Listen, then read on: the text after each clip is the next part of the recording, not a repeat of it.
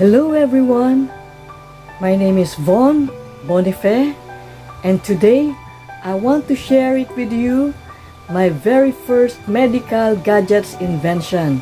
And today is April 20, 2020, and it's already 10 a.m. in the morning, Manila time.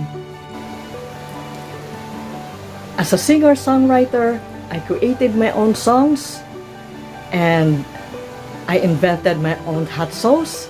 I called it Silly Von. Silly is a Tagalog word of chili and Von is my name. And I was also a member of Filipino Inventor Society here in the Philippines.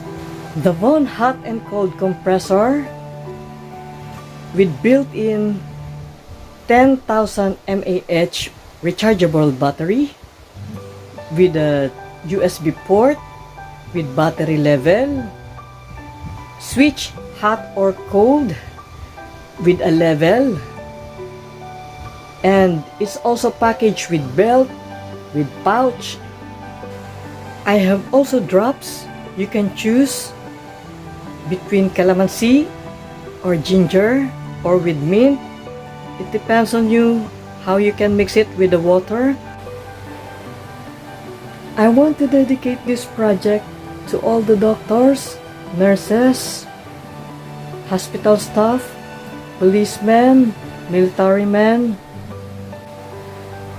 I noticed that for almost 2 months, there is still no proper gear for all the frontliners to wear.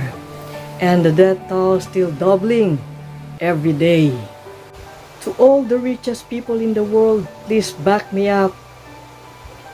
Back me up for my Von Hot&Cold compressor.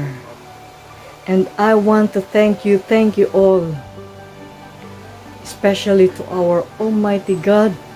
Please have mercy on us. Thank you.